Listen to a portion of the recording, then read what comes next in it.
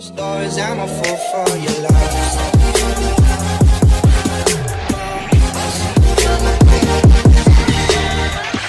Halo Pacers, Devil Nomi di sini. Nah, di video ini Ane akan mereview One Piece chapter terbaru, yaitu chapter 962. Hari ini berjudul Daimyo dan juga para pengikutnya. Nah, seperti biasa sebelum lanjut ke video ini, jangan lupa untuk subscribe dan juga nyalakan bell notifikasinya ya, agar video dari Devil Nomi muncul di layar HP kalian. Nah, tanpa basa-basi lagi, kita langsung saja. Wadaw! Nah, seperti biasa kita akan mereview chapter ini per halaman.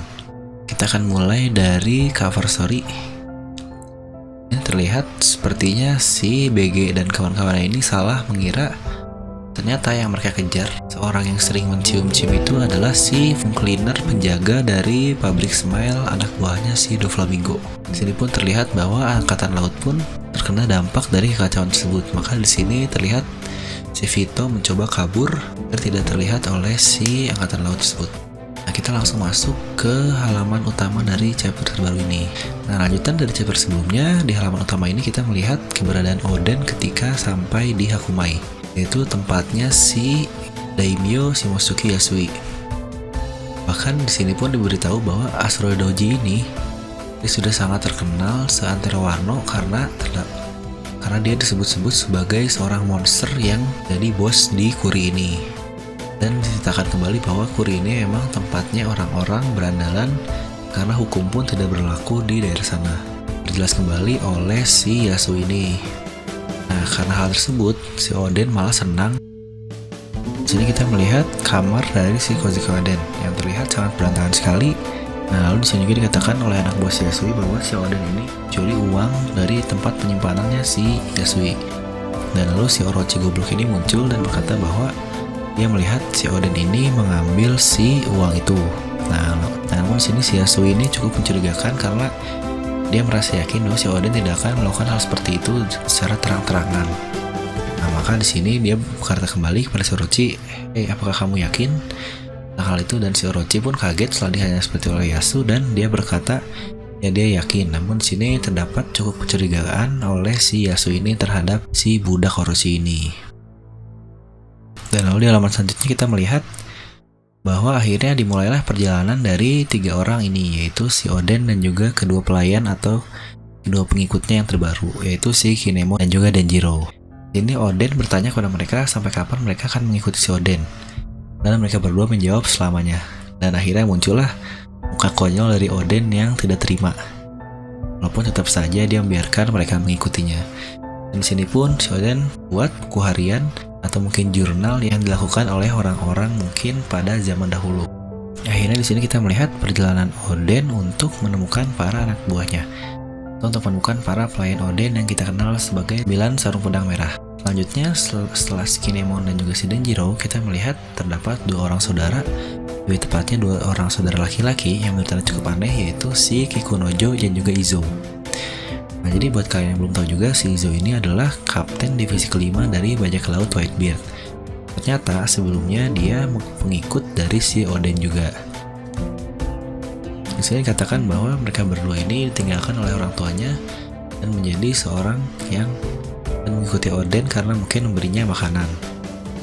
Lalu kita akhirnya juga melihat si Kanjuro bagaimana mengikuti si Oden. Di sana dikatakan bahwa si Kanjuro ini dikenal mungkin dulunya sebagai roh yang mengambil rambut dari orang dan juga dari mayat karena dia gunakan untuk dijual sebagai buas dan yang lain-lain. Nah, namun di sini dia mencoba menyerang Oden dan akhirnya dikalahkan oleh si Oden ini. Dan akhirnya seperti itulah dia mengikuti si Oden. Lalu juga yang menurut Anda sangat simpel dan konyol, yaitu si Reizo. Dia mengikuti Oden karena dia ditolak oleh seorang kunoichi atau ninja wanita, dan dia keluar dari Odewa Bansu dan akhirnya mengikuti si Oden ini.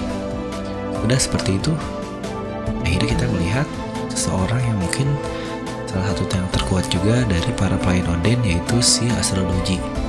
Dia dikenal sebagai monster paling mengerikan dari si negeri Kuri ini. Nah, lalu di halaman selanjutnya akhirnya kita melihat keganasan dari si Oden ini. Dia akhirnya masuk ke dalam gerbang si Kuri ini dan terlihatlah hampir beberapa orang, mungkin sepertinya ratusan para anak buah dari si Asura Doji ini yang menjaga pintu dari si Kuri. Dikatakan sendiri oleh si Oden bahwa hampir semua hawa pembunuh ini dirasakan tertuju kepada si Oden. Jadi terdapat aturan di desa Kuri ini bahwa kalian boleh masuk bebas, namun kalian tidak diperbolehkan untuk keluar dari si Kuri ini.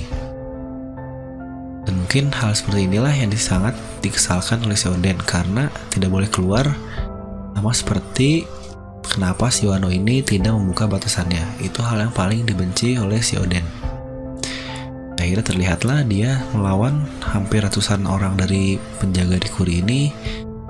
Dan ketika kita melihat para anak buah yang lain ini sedang berjalan menuju si Kuri ini, karena terlihat seluruh runtuhan dan mayat-mayat di mana-mana, akhirnya tuju ke sebuah gunung tempat Oden dan si Asura ini bertarung.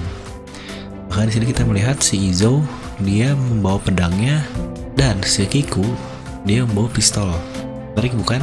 Harusnya mereka terbalik, karena kita tahu si Izo ini menggunakan pistol dan si Kiku dia menggunakan pedang. Dan lalu akhirnya momen menurut Anda sangat epic pun muncul ketika si Oden mengalahkan si Asura dan duduk di atas badan dari si Asura ini. Hal ini jauh lebih epic menurut Ane dibandingkan ketika si Oden mengalahkan si babi itu. Dan di sini pun kita melihat bagaimana tubuh si Oden sampai berdarah-darah hanya dengan mengalahkan si Asura. Yang berarti mungkin gap di antara kekuatan dari si Oden dan juga si Asura ini tidak begitu berbeda jauh.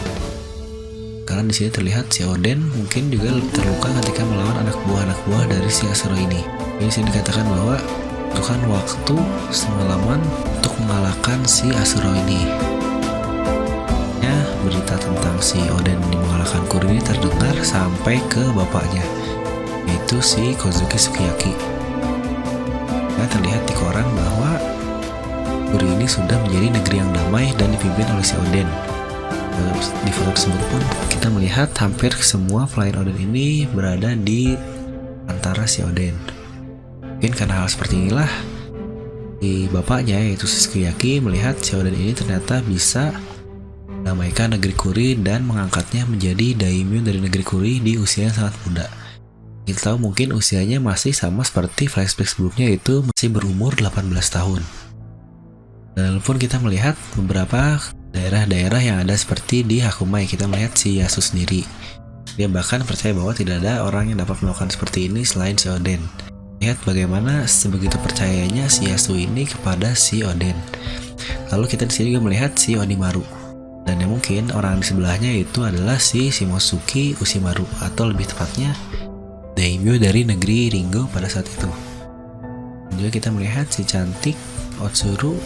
Nah, mungkin lanjutan dari waktu prison yang terakhir ketika mereka semua menangis, para anak buah Oden ini, karena Oden inilah satu-satunya orang yang membuat para berandalan-berandalan ini, para pengikutnya, yang menjadikan samurai, lebih tepatnya samurai dari si Oden ini. Yang berarti sebenarnya kita mengetahui bukan 9 pelayan Oden, melainkan 10 pelayan Oden, karena Kiku dan juga Izo, mereka berdua menjadi anak buah Oden pada zaman dahulu. Nah, lalu yang cukup aneh juga sih menurut Anda di sini bahwa dan dikatakan 6 tahun kemudian, yang berarti 33 tahun dari waktu prison, 33 tahun yang lalu dari waktu saat ini. Jika seperti ini berarti flashback Oden ini benar-benar 39 tahun yang lalu. Katanya terdapat revisi bahwa flashback dari Oden ini 1 tahun yang lalu dan bukan 39 tahun yang lalu. Jadi Anda masih belum tahu yang mana yang benar, yang ini yang saat ini atau yang revisi terakhir. Anggaplah kita tahu atau kita percaya dari chapter yang terbaru ini.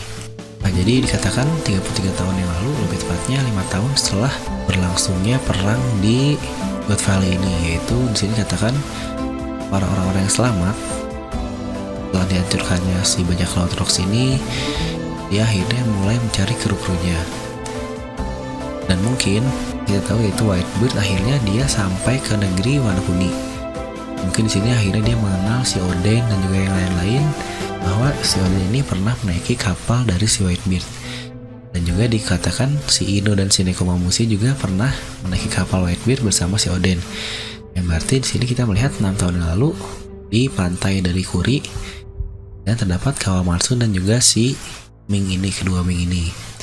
Akhirnya kita tahu mereka diadopsi oleh si Oden, dan mungkin tidak lama setelah itu muncullah si Whitebeard ini sampai ke Wano Kuni, dan akhirnya mereka merekrut si Oden dan juga lebih tepatnya bersama para pelayannya ini untuk ikut ke anak buah si Whitebeard.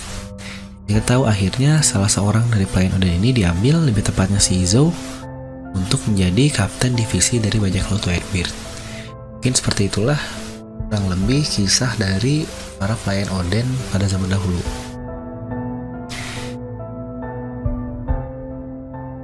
Nah, mungkin untuk prediksi di chapter depan bahwa tidak akan lagi ada cerita panjang tentang si pelayan Oden ini, karena kita sudah hampir mengetahui keseluruhannya. Dan mungkin juga cerita selanjutnya ketika si Izo diambil oleh si Whitebeard. Mungkin untuk kedepannya kita akan mengetahui sejarah dari ketika si Oden ini berlayar keluar Wano Kuni, yaitu ketika di kapal oleh Whitebeard dan juga di kapal dari si Raja Bajak Laut, yaitu si Roger. Dan mungkin juga kita mengetahui bagaimana akhirnya ketika si Oden ini pulang kembali ke Wano Kuni dan dia akhirnya menikah dengan si Lady Otoki yang punya anak, dan mungkin disitulah si flashback dari si Oden ini selesai. Mungkin kurang lebih ya atau 4 chapter lagi untuk prediksi aneh. Mungkin segitu aja untuk review chapter kali ini. Bagaimana pendapat kalian? Menurut Anda juga ini chapter cukup menarik. Coba utarakan pendapat kalian di kolom komentar di bawah ya. Karena menurut Anda chapter ini cukup menarik dan Anda akan menilai 9 dari 10. Karena kita akhirnya mengetahui sejarah-sejarah dari para pelayan Oden dan juga betapa kerennya si Oden ini ketika mengalahkan si Asura Doji. Nah, seperti biasa, jangan lupa untuk like, subscribe, komen, dan juga share video ini ke teman kalian ya. And I'll see you guys next time. You're a superhero.